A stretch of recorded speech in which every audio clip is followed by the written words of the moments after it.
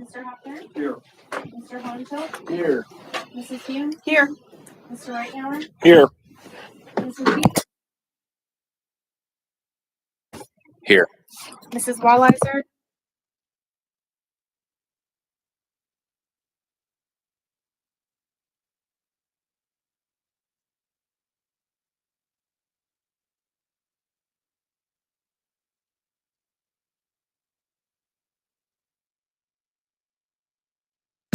So move. Let's do this.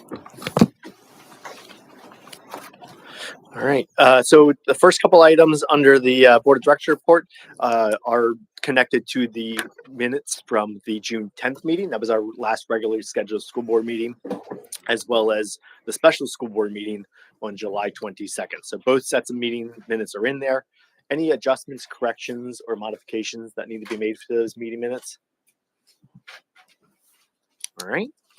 We have the second reading of policies. Those were presented at the June 10th school board meeting. Those are as presented at the June 10th meeting. We also have the first reading of policies for this evening. 205 postgraduate students policy, a 206 assignment within the school, within the district. And then finally 207 confidential communications. Those are all just a regular review. There's no modifications being suggested to those. So unless there's any questions on those, the second reading policies will become permanent policies, and the first reading you'll see again at the September school board meeting. Finally, on item D, we have a motion to ratify Ms. Delguerico as the school board secretary. We should have actually done this back in the at the June meeting. It got missed. My apologies. But she would be serving in the school board secretary role from July 1 of this year through June 30 of 2028.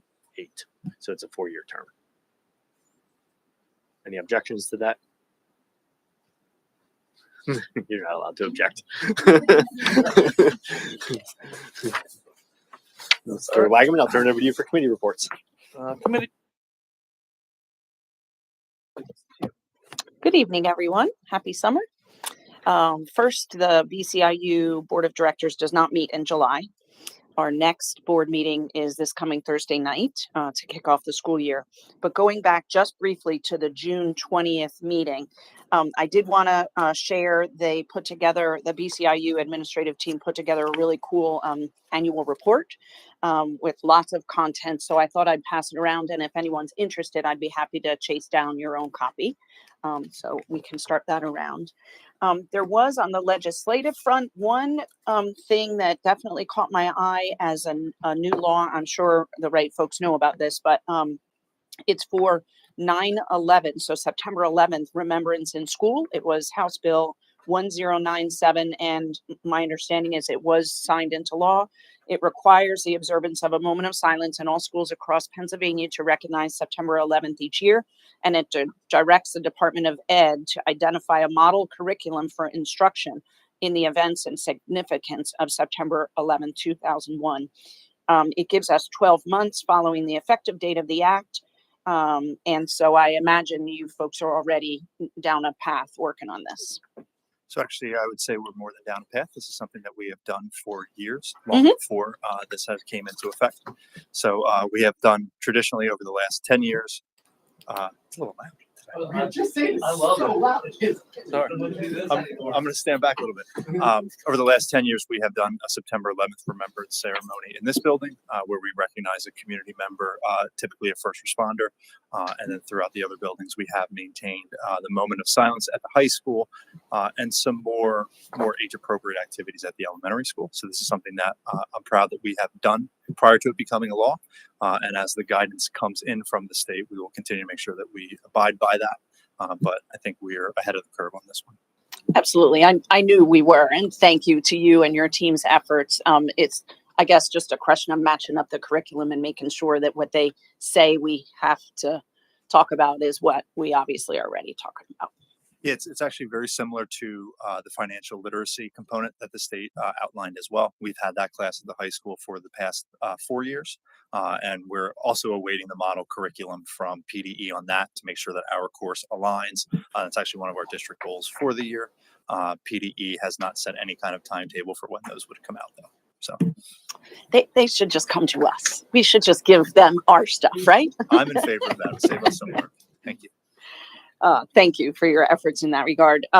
One other quick thing, by code or whatever, that Act 44 piece that we received an exec session about safety and security, the BCIU board also received that same update, so we can check that box. I can't share this obviously because it's exec session content, but I was interested in how thoroughly and in an organized fashion they documented all of these various category headings, if you will. So maybe Andrew, on the sly, I can at least let you eyeball the document as opposed to the content. But it was really helpful to sort of absorb all of those items. So helpful there. And I think actually that may be all I really wanted to share. Annual report, Act 44, and just a commentary. The BCIU is involved in a lot of superintendent searches, as I'm sure you all know, and there are going to be, again, this forthcoming school year, 6 new superintendents across Berks County. So lots of change and transition at Andrew's, Mr. Pottiger's level. And obviously the BCIU and the administrative team are involved in a lot of that. So that's all I had to share at this time. I'll have more next month. Thank you. BCTC, Mr. Right now. BCTC, the only thing I got to share is Monday, August 26th is the first day of school, and our next meeting is August 28th at the East Campus.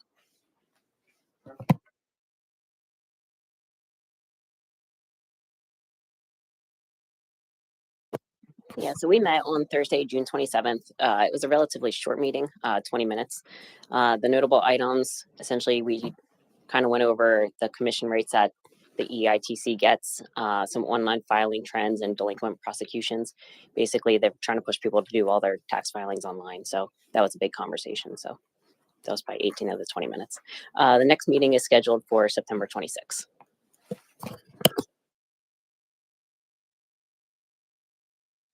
I have nothing new to report.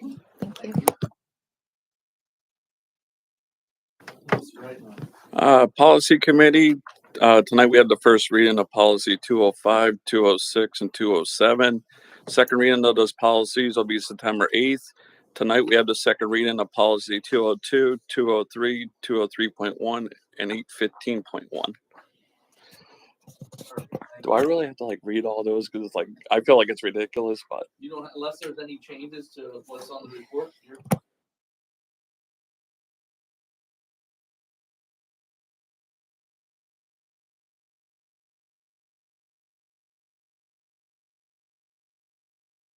Goals, Mrs. Eisenhardt.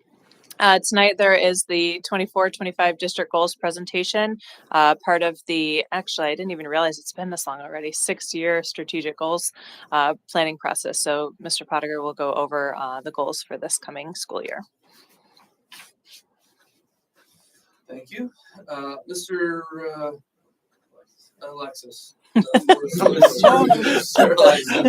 was waiting, I didn't turn it off, but then I got nervous that I was not me. We are going to be having probably one more early bird meeting scheduled. It is still in the works of being scheduled right now. Yes, and for your agenda, if you're following along, sorry for the incorrect naming of committees. That was lifted from last year's report, so my apologies for that. The building construction committee, that what I added in there was a recap of the July 22nd special board meeting.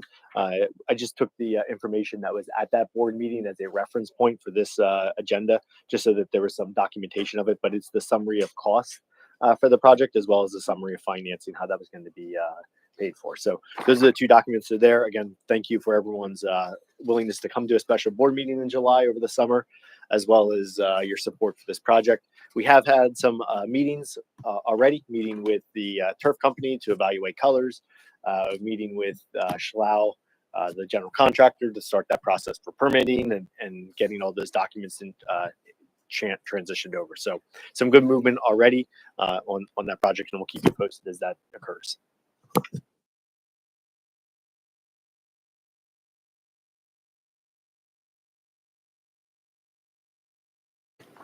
Mrs. Eisenberg? Yes. Mr. Hopkins? Yes. Mrs. Mansell? Yes. Mrs. Hume? Yes. Mr. Wright Allen? Yes. Mr. Sheets? Yes. Mr. Stubitz? Yes. Mrs. Wallheiser? Yes. Mr. Wagaman? Yes. 9 yeas, motion passes. Thank you. Moving on to business and operations report. Can I get a motion in a second? Motion right now. Second, Stubitz. Good evening, everyone. This evening for the business and operations report, I will start off with the bills list. These are through today, August 12th. The item A, the general fund bills total $1,246,896.79. Item B, food service fund bills total $25,846.99. Again, we have the summer feed program, so that's why that's high in comparison to prior year. Item C is to approve construction fund bills totaling $19,799.86. Item D, we had no capital reserve bills through this period. And then item E is the financial reports through May 31st of 24. So if there's any questions on those. And then we had nothing for special education, pupil services. Item G1, that is to approve an agreement with Imagine Learning, Purpose Prep out of Scottsdale, Arizona for the 24-25 school year for Virtual Academy at a cost of $330 a seat. So we did approve all the other Virtual Academy programs at the June meeting. This is an addition. And then item H is to ratify the early termination dated July 26 of 2024 of the original agreement with Architera that was previously approved on May 1st of 2023. And kind of just an informational piece of that, by the early termination, we essentially did not pay out around $16,000 of that contract. Item H2 is to ratify the proposal with Zach Bartlett Masonry for the intermediate middle school exterior brick that's on the gym side of this building at a total estimated cost of $12,289.64 as attached. The next one, item 3, we haven't used them, but we have some upcoming electrical projects. So it's a new vendor essentially to approve the proposal from Beeper Electric and Remodeling to provide electrical services as outlined in the agreement. And the next one, item I, we could have done this at the June board meeting, but I was waiting to see if there was any changes with the free breakfast. So free and reduced students will continue to have free breakfast for the 24-25 school year. So the budget is attached. And then I'm asking you to approve the meal prices, even though breakfast is free. That would go up about 10 cents, and then lunches will go up 15 cents. And this is our first increase in 5 years. And if you look at the attachment, you will see that we did have the lowest breakfast and lunch prices in comparison to the surrounding districts. And if we do, there's a paid lunch equity tool that we have to submit to PDE annually, and it did require us to increase pricing. So our total budget for food service is totaling $783,227.33. It is estimated to break even. This does include, though, a drop of a 0.5 food service person at the intermediate middle school. Item K is to ratify the renewal of United Concordia Dental. Essentially, the single rate is going to go up $1.84, and they go from single to family, even though two-party, that'll go up $6.08 from the prior year. The next one, item L. So from an operational side, there's no change in services. We are just switching providers to ratify an addendum of the agreement between us and ESS, and as they're going to take over the staffing for the crossing guards. So essentially, they did hire the 2 existing crossing guards that we have. Not getting into the weeds, their markup was actually better than what we had been paying with our former vendor. Item M is to designate BSI Corporate Benefits as the insurance broker of record effective September 1. This is for life insurance and long-term disability. And then items N and O are related to that. So we're switching brokers. So we will see a slight discount in our long-term disability for a 2-year period. The rate will be 0.110%. That's a decrease. It was previously 0.124 of the monthly payroll as outlined in the attachment. The next one is to approve Mutual of Omaha again for the agreement for life and accidental death and dismemberment insurance. Again, slight decrease there. It's going to be 0.08 on the dollar, which is a decrease from 0.091 and $1,000 in coverage. So long story short, that's going to be about a $2,000 savings annually. Item P, this is actually removed. It is the same agreement that was in G1. Item Q is to approve the agreement with the BCTC for their participation in the child nutrition programs between us and them. So essentially any student that eats lunch there, they're allowed to claim them for subsidy reimbursement. Item R, we do this annually and then a couple times throughout the year. We're asking you to approve the current roster of bus drivers from Christ Transportation to start the 24-25 school year. Item S is to approve a 2-year agreement with Method Automation Services for taxpayer verification software that we have to do according to the Act 80 Corrected School District Code Report required by the Pennsylvania Department of Revenue. This is something that we do annually. I did negotiate with them because they wanted about $1,800, but they said if we locked in a 2-year, they could hold the price at $1,625. Item T is to ratify awarding Bertolet Construction as the lowest responsible bidder for the Sports Field Viewing Plaza right out front at the intermediate middle school at a cost of $155,000. So the original bid came in at $227,850, and then we made some modifications that we felt were reasonable without essentially hindering the final product to bring the price down to $155,000. And that's all I got. Questions? I have a couple questions. Starting with the G1, I think that's a virtual academy item. Can you remind me, I'm sorry, what the ISS program is? It says new program and I just can't remember. So that is it's actually a new program this year. What we're trying to do is create a process that if a student has a suspension infraction at the high school, instead of just having them do suspension, this is a way to do some remediation, restorative practices. It has a specific program connected with the Virtual Academy, and then Mrs. Honich and Mr. Ostrowski and Mr. Jinich are going to work together to support that student. They're going to have that student that had the suspension go through this program, talk about the restorative practice. If there's maybe apologies that need to be made, that student would go through that process to, again, kind of remedy the situation. And then they would be able to kind of enter themselves back into the school system, lessen the suspension in a quicker manner. They don't have to do it. It's an option. But the goal really is to help educate and really make the discipline a learning process. So that's what that is. Thank you, but we don't pay for it unless there happens to be an individual who meets that criteria, correct?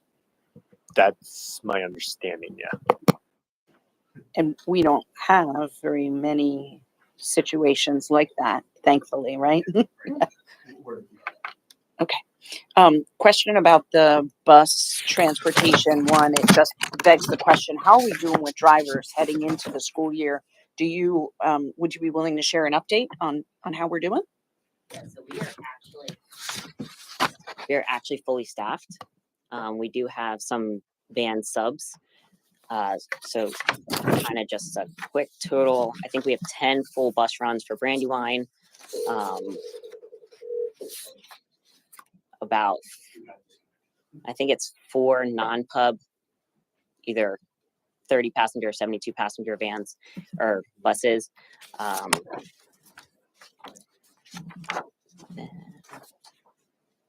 think we have 11 van drivers, 11 van runs between specialized transports and non-pubs. And then we have 2 full-size non-pub bus runs.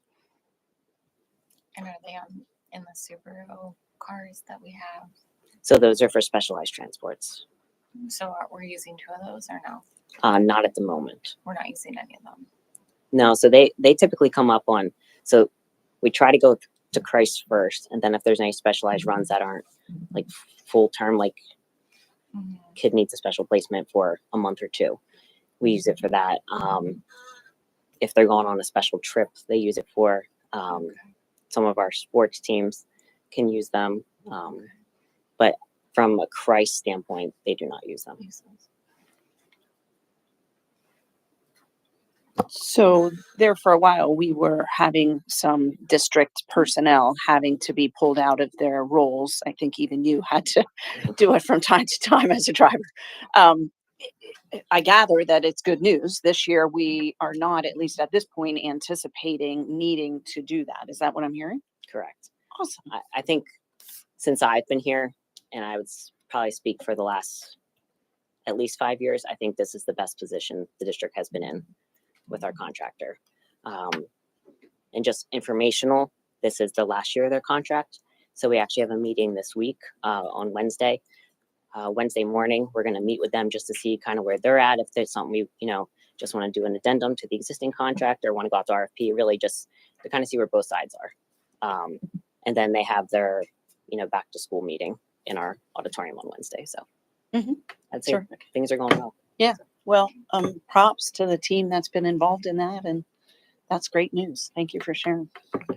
I think the only other stuff I had to do with a couple of sort of granular items on the checkbook register. So may I take a few quick minutes and cover those? We did respond back to you. Yeah, I didn't. I knew I wouldn't see it, which is why I kind of suggested that we just proactively plan to talk about it briefly here.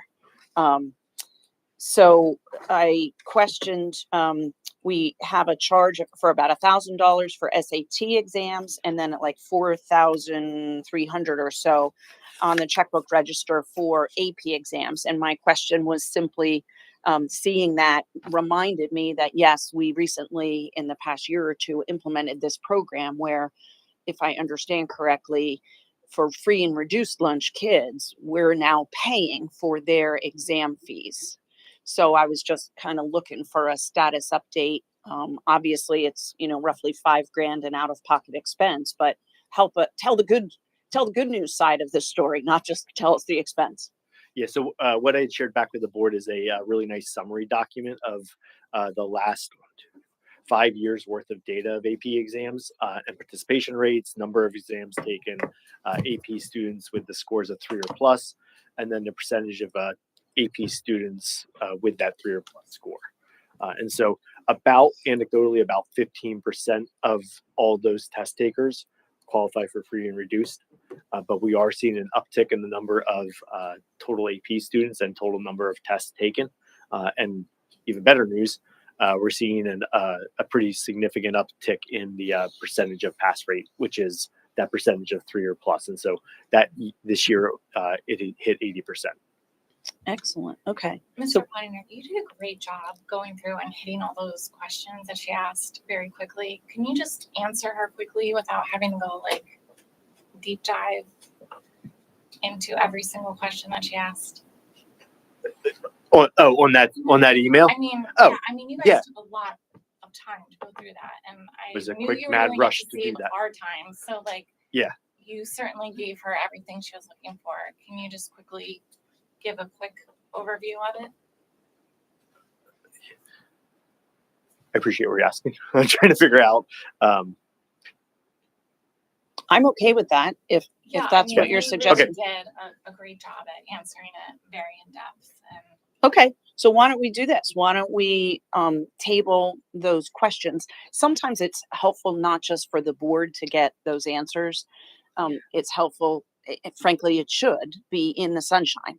So the question should be asked and the answer should be given in the sunshine so that the rest of the community can hear those answers. So to save the board time, I'm willing to take that offline and I can always follow up with additional questions. But that's, Thank you. yeah, that's part of why. You asked a lot of great questions in there, and they provided very reasonable and excellent answers. So I don't think it's something that needs really Okay. to be brought out into the public. All right. I'll acquiesce to that. Thank you. Are there any other questions, concerns? None? Can I get a roll call, please? Mr. Hefner? Yes. Mr. Honcho? Yes. Mrs. Hume? Yes. Mr. Reitnauer? Yes. Mr. Sheets? Yes. Mr. Stubitz? Yes. Mrs. Walliser? Yes.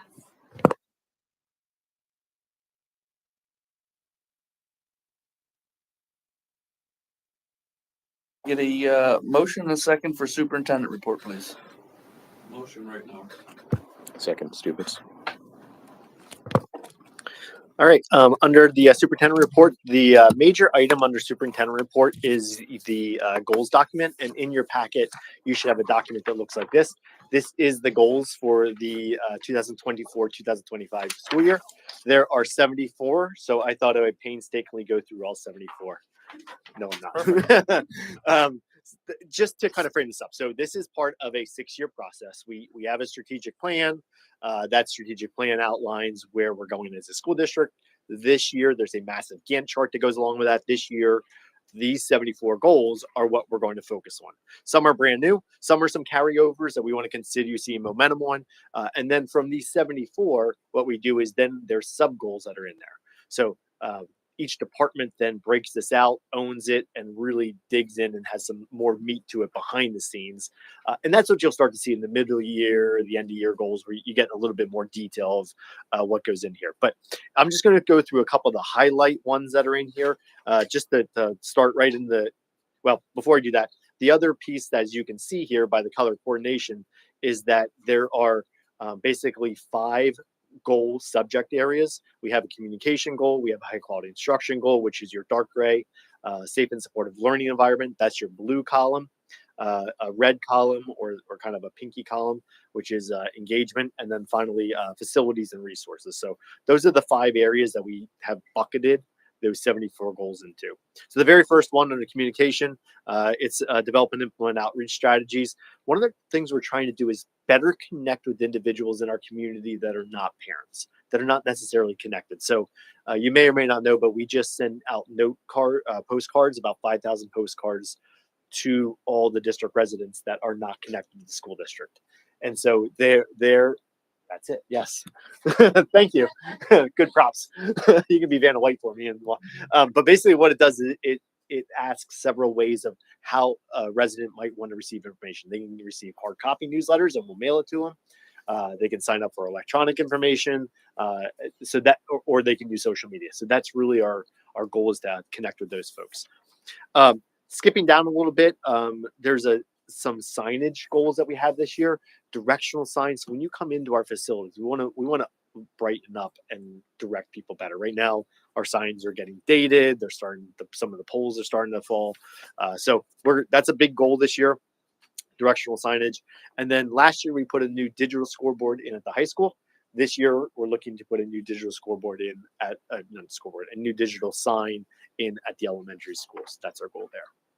Moving into the high quality instruction goal, we continue pushing forward with our early childhood initiatives, of course, the 2 pre-K programs. That's going really well. We're looking to put some additional playground equipment in with some grant dollars there. Also looking to continue that expansion of the Birth to 5 program and really get ourselves into the community. We got a good first year on that, but now we're going to really push hard to get into the community. So that's a big goal for us this year as we continue to develop that.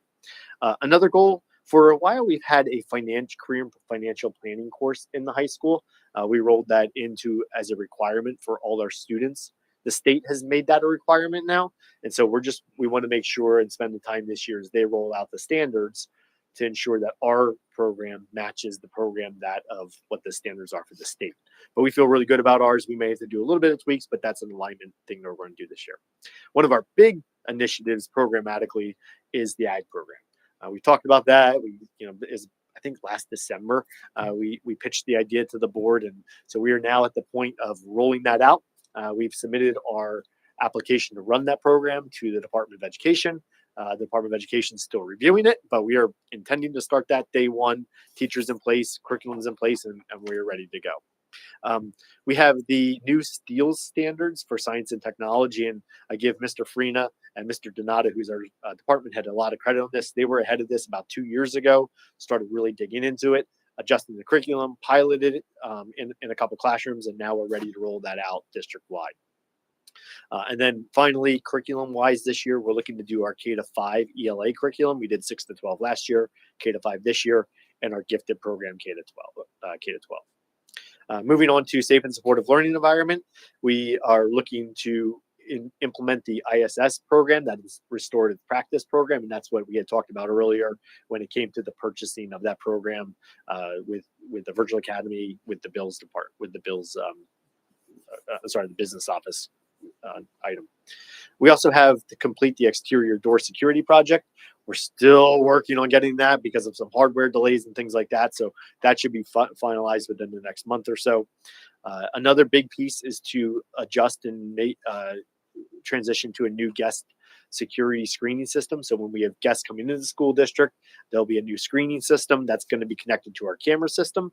And I think, as everyone knows, we received a big state grant to be able to put all new security cameras district-wide, and that install is getting very close to being completed. Honestly, about 4 months ahead of schedule. We thought it might be done around December, and it's almost already completed. So that's phenomenal and usable for the start of the school year, which is even better. And then finally, a really huge initiative on the back scenes is to create a new all hazard plan. That is a plan that is developed for the school district, and it takes you everything from what a fire drill should look like to what an active shooter should look like in case something like that would ever happen. And then there's more simplified flip chart versions that go inside each classroom. That was completely revamped this summer as part of a county-wide initiative and being rolled out with our staff this week.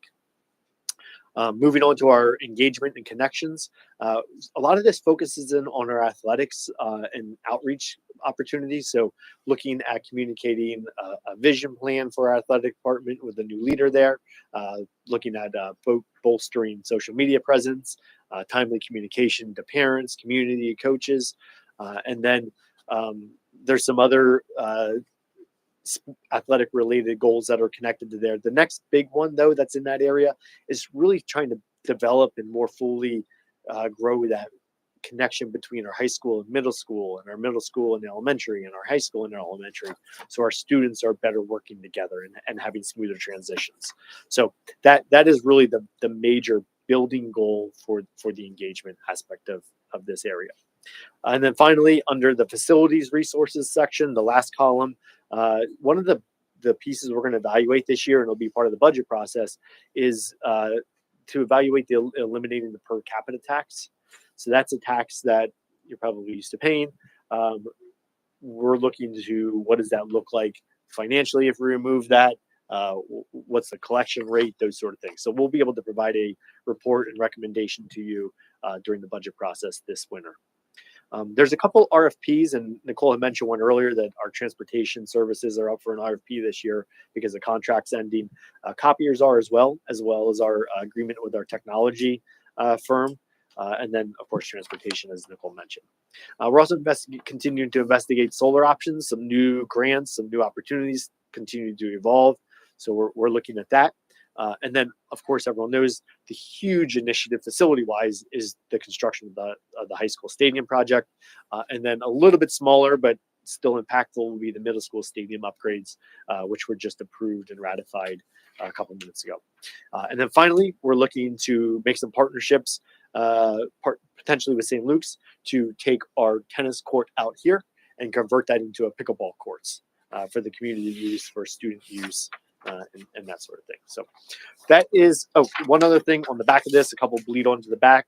The final piece that is worth noting is our summer feed program was tremendously successful this year. Over 20,000 meals served over the course of the 6, 7, 8 weeks that we've been doing this.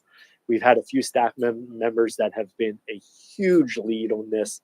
Lindsay McGarry is a new food service head cook at the elementary school. She jumped in and took the lead. Paige Kowaleski on the back end has been tremendous.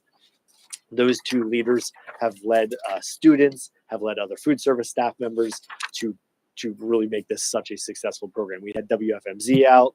We had Senator Pennychuck's office, a representative, come out and was super impressed and stayed longer than he even anticipated because he was so impressed by the whole process. So we were the only school district in the state to receive the No Kids Hungry grant.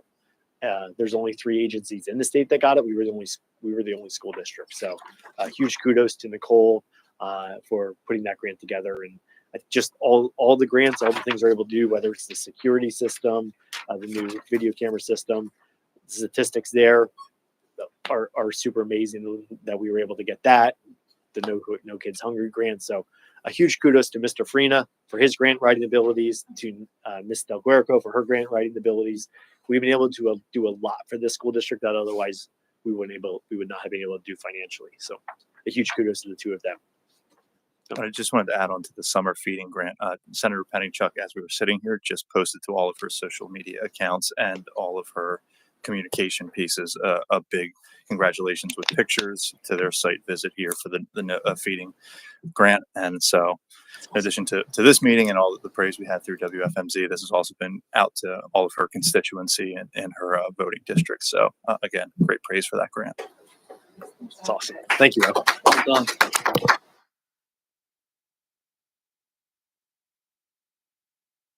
How do we fund this moving forward? And that's really becomes the goal.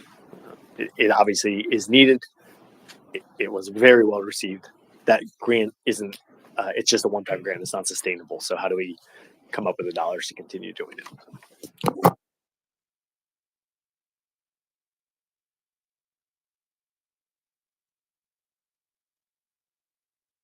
That is the end of the goals piece of it. Any questions specifically on the goals before I get into the agenda items? Okay. On the agenda items, we have just a couple items. We had the student handbooks, the elementary, intermediate, middle school, and high school, the 4 buildings. Each have unique handbooks. We update those every year, whether it's new legal pieces we have to add or new programmatic process pieces we want to put in place. Those have been updated in front of the board, and we like to have those board approved. So those are in front of the board. We also have the Virtual Academy handbook, and then the athletics handbook. We also are looking for the approval of a MOU between the Kutztown Area School District and Brandywine for our music program. We started this last year and allows our students in the music program to play and perform with the Kutztown students, primarily at the football games. So they like to do the kind of the pep band type things at the football games, since our 2 sports combined for football. It's neat to be able to support that at the music level as well. So that's what that agreement is. The goals I just went through. We also have the second reading of the ag curriculum. We have the second reading of the K-12 ELL, English Language Learners. Also, you might refer to it as ESL. You might have heard that language before. That curriculum is up for second reading. And then finally, on curriculum related items, the second reading for 6 to 12 English Language Arts. You've approved most of those already. There was one staff member that was out on leave, and so we didn't get those last couple ones, and it was 10th grade English, 11th grade English honors, creative writing, and advanced creative writing. Those 4 courses are up for second reading tonight. Once you approve those will become official curriculum for the school district. And then finally, 2 recognitions for the Corteva AgriScience Incorporated. They provided a $3,000 grant, which we're using for the ag program to do aquaponics. And then we have a $2,500 grant from Capital Blue Cross to help with our Birth to 5 program. Any questions on those items? I know Mr. Farina has been heavily involved in the grant, so he's going to speak a little bit about those last 2 items. Sure. First, on the Live Healthy grant through Blue Cross, they have been very supportive of us for the last few years. This year, we wrote a grant to benefit the Birth to Five program with Mrs. Acosta, and the grant proceeds for that are going to be providing equipment that she is using in her groups with her students. So some of the items that we did not have currently, she has applied for that grant. They were gracious enough to approve that grant for us. So we're currently in the process of ordering those items for her to roll out. And then the Corteva grant. Corteva is one of the leaders in agroscience, and they offer community grants, recognizing that we have a new program. A representative who lives in the school district who works with Corteva made the connection for us. We worked with them, and they provided this $3,000 grant, which for us is going to go to an aquaponics product, which looks to the untrained eyes of you and I like a giant tilapia tank. But it is a giant tilapia tank that also helps grow sustainable crops. So our students who are in our horticulture class and our plant science and animal science classes, they are going to benefit from this. It is a massive, massive tank, and it's something that through the generosity of Corteva, we are able to purchase this, supplemented through the curriculum and instruction budget for the pieces this did not cover. But this is a great, great product for us as we start this program. It's something that our students will definitely benefit from, and I think since it will be in a visible place in the high school, it definitely will kind of get the word out about ag. So when students are, why is there a giant fish tank here? This is what it's for. Maybe next year I'm going to sign up for ag classes and we can buy more giant fish tanks. So again, I think two great partners in Capital Blue Cross and Corteva, and we truly appreciate their grant support. And any questions on those two grants? Where are you thinking the tank will go? So currently At the high school. the agriculture program is occupying the room that had been the family and consumer science classroom, which is kind of by the art wing and where Dr. Graham's gifted classes are. There is a larger vestibule area that is right outside that room. And that is our tentative space for that. We're just waiting to make sure all of the electrical specs reach out there. It's not something that fits into that classroom well. So that's why we're looking at this alternative space. And then once the greenhouse is constructed, this would be something that would move into that location.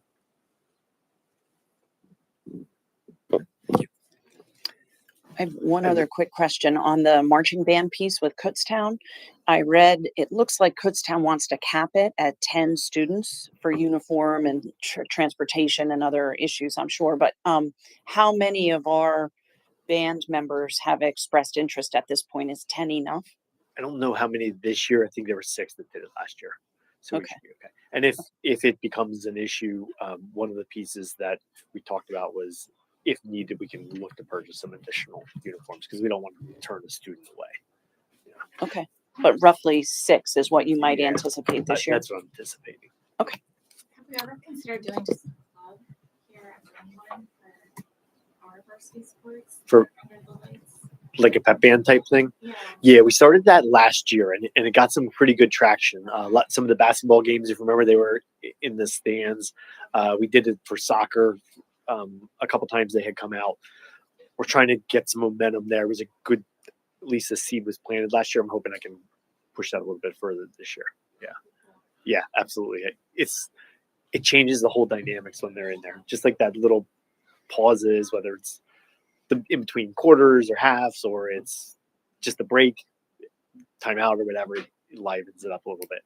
So, yeah, it was funny. Some of the kids last year got yelled at by the ref because they were playing that, like, I guess when they weren't supposed to be playing during a timeout or something. So they took that with a jest. It was funny. Finally, under enrollment report, we'll give a more finalized enrollment report. There's a lot of moving parts.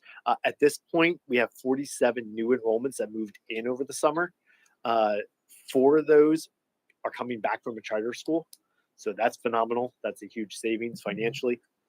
And just within the last week since Thursday, we've had 9 new enrollments. So it is buzzing right now. People are coming out of the woodwork. So that's a good thing. We're just continuing to monitor that. And like I said, enrollment's still shaking. So you can look in the enrollment report, just kind of take that with a grain of salt. We'll do it more formalized when the dust settles and we get started, probably September-ish. One other question, the word enrollment reminded me that I had a question from the goals doc, and there's a bullet that talks about investigate or explore additional dual enrollments opportunities. Can you just frame that up in a brief minute? Or what are you looking at? Yeah, I'll buy some time as Mr. Farina gets up here. So one of the really neat things we just did, Marianne Lambert was our longtime anatomy teacher. She just retired. We just hired a new anatomy teacher. Kind of quick backstory. She was the student teacher for Marianne many years ago. She was at Exeter teaching almost the same courses, came to us. We were trying to get that anatomy class dual enrolled. Never really too successful. She came in and tweaked some things to match what the rack requirements were, and we actually got that class dual enrolled this year. I think I'm not 100%, but I think we're the only school district in the county to be able to do that. So I'm not 100% sure on that fact, but it's pretty awesome that now it might not transfer directly if someone's going into medical, but if it's an elective, that's great. So you can probably expand a little bit more on that, but that's a quick anecdotal of positive things that are happening with dual enrollment. Excellent. Pretty much the complete answer. But just There you to go. add to it, so this would match up with the biology 250 courses at the collegiate level, which are one of your, I believe, probably the second biology course you would take in that more medical pathway in college. So more than likely, a university would have the student retake that. But as Mr. Pottinger shared, this would be a dual enrollment credit that would go to an elective. But we also believe would assist our students with kind of having a leg up in that course. And when we had initially submitted it, they said that our syllabus was about 50-60% aligned with that course. And Ms. Bollinger, our new biology teacher, with Mr. Janice, they worked through, looked at what are those areas that we can bolster to that. They bolstered that. And we were looking at submitting that, for 25-26, spending this year doing that. But Ms. Bollinger was able to kind of articulate that over the summer. We sent it over to RAC, and they, I believe it was last Tuesday, Wednesday, approved that. So we can check that goal off of the goals list. So that's one that's done. And we will obviously continue to look at more areas where we can offer dual enrollment to our students. But we are up to 24 courses for the 24-25 school year that are eligible for dual enrollment credit. Do we know where that stands in the county as far as number of courses? I don't have an answer for that. We meet monthly with the curriculum directors in the county. We can look to obtain that data and report back on that in September if you like. That would be great. Sure, absolutely. Thank you. Any other questions? Hearing none, can I get a roll call, please? Mr. Malika? Yes. Mrs. Hume? Yes. Mr. Breitnauer? Yes. Mr. Sivits? Yes. Mrs. Walliser?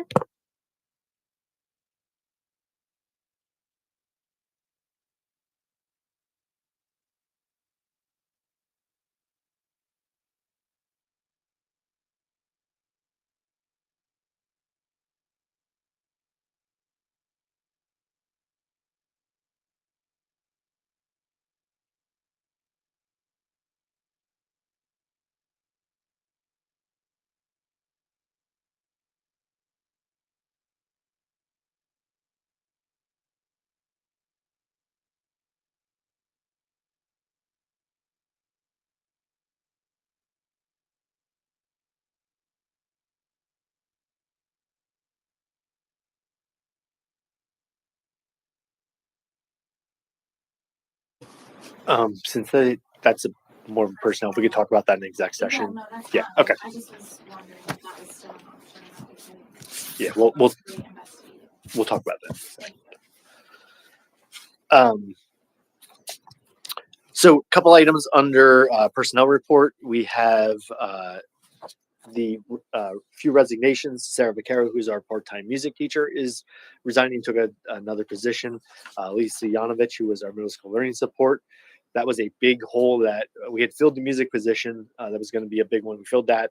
The middle school learning support, up until today, that one was still lingering. So we were able to get that one filled today. So we had a candidate, and that person ended up not taking the position as of the end of last week. And so moved some things around, and we're good now. And then Shelly Bortz is our school nurse LPN, had worked for us for a short amount of time, and then other employment things end up coming her way. So there is a document in your school board packet.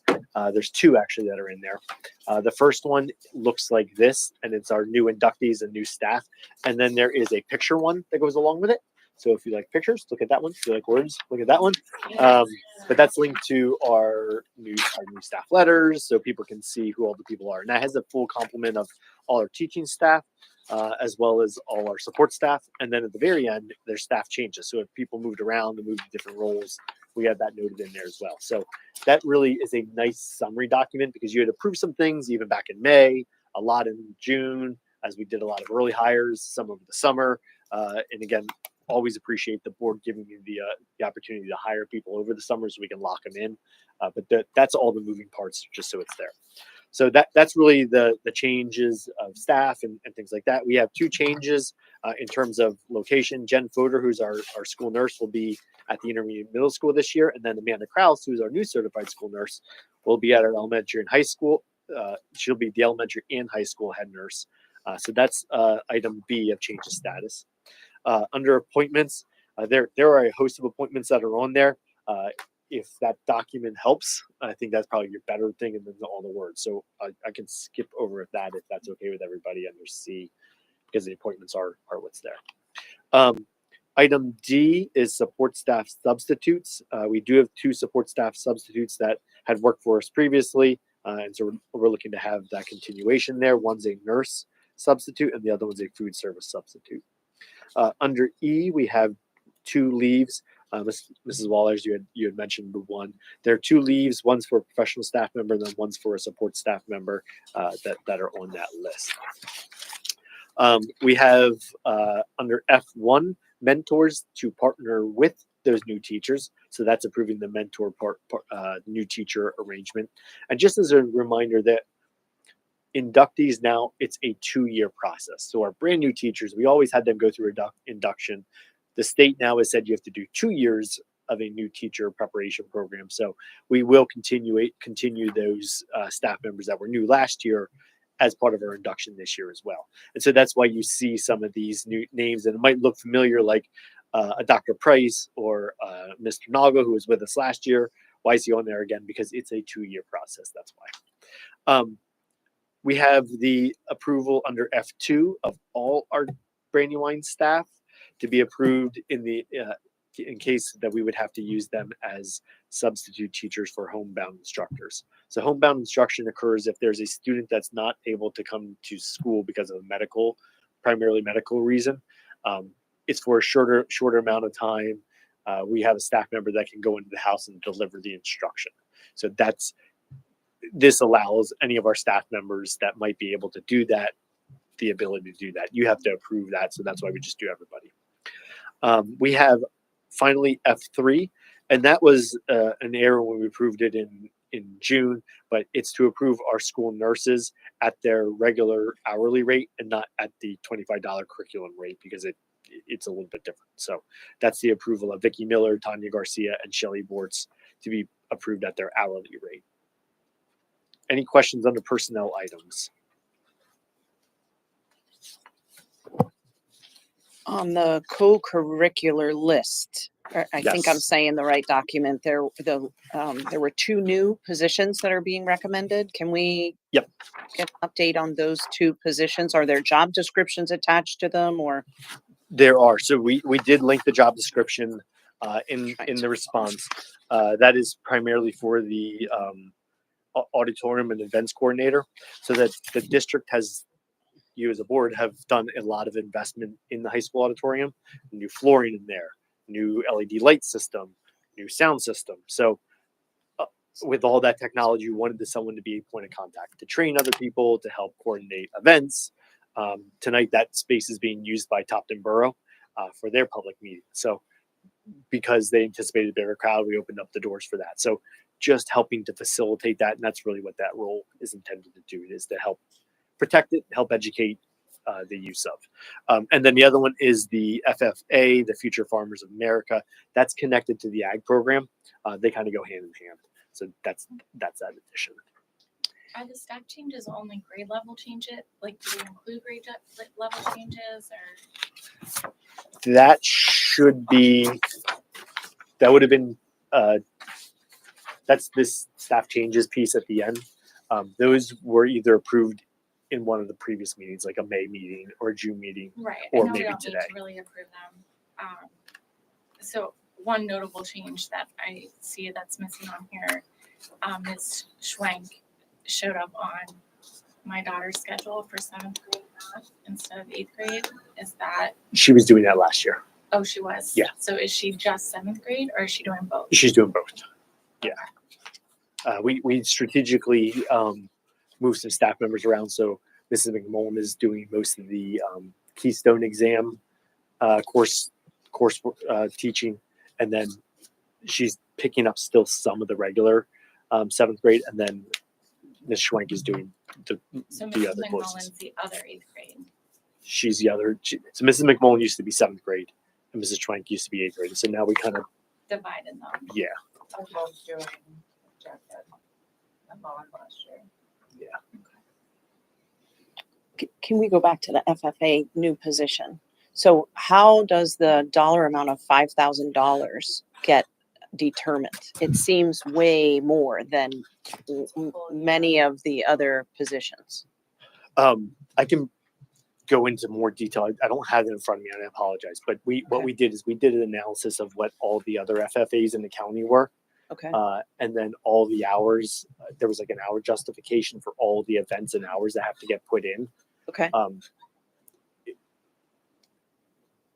We tried to find a compromise that made it financially feasible for the school district and still justifiable for all the hours that have to get put in. So there's summer work involved in that. Let's just go down when the programs though, we'll have a full plant horticulture program going. We'll have animals here. So someone's going to have to be able to maintain that over the summer. That's part of this program. It's doing things outside the school day. That was the justification for how those dollars were developed. Okay. It's a full year, like even summer year hours. That's what I meant by full year. I didn't mean to interrupt you, but and then like she has to go to I don't even know this page, but go to the farm show. Go to the farm show. and then Yep. Take all the kids to the farm show for a full week because that's where the induction happens and like standing up that whole program, and it's very intensive. There's state Okay. conferences. There's there's national school conferences that engagements. happen outside the school year. Okay. And how many students are we talking about? Initially, it's Freeney, just do a you- handful, That right? is off the top of your head. How many are enrolled this year? Sure. So first, FFA is a requirement of having an ag program. So we do have to have one to have the program. Secondly, any student enrolled in an ag or in an ag course would be considered FFA. So we have, I believe, anywhere from 60 to 80 students who are enrolled in the courses. Mm. So those students all could be considered members of the FFA, but within that you have more passive members and more active members. The passive members could be any of those 80, and within that you have a number of students who would be more active.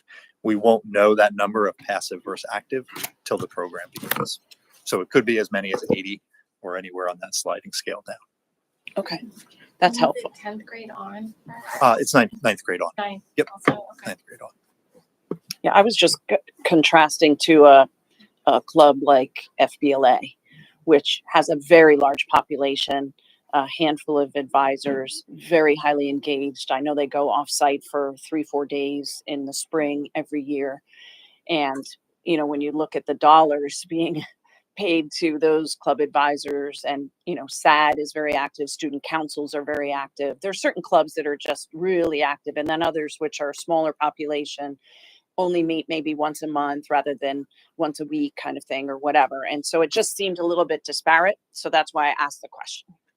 Absolutely. And as Mr. Pottinger had shared, we did do a pretty extensive review of all of the schools in the county that offer FFA and ag to see where they were paying advisors and look to be competitive, yet frugal within that.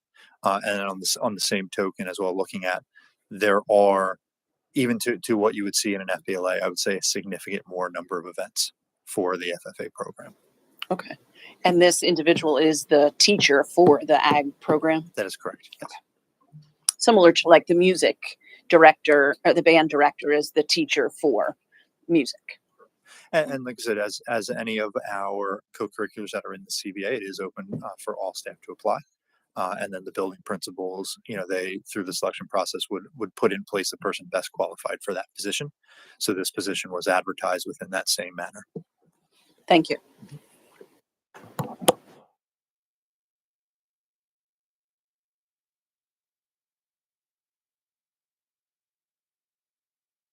Mrs. Hughes, Yes. Mr. Reitner, Yes. Mr. Shivitz, Yes. Mrs. Wallheiser,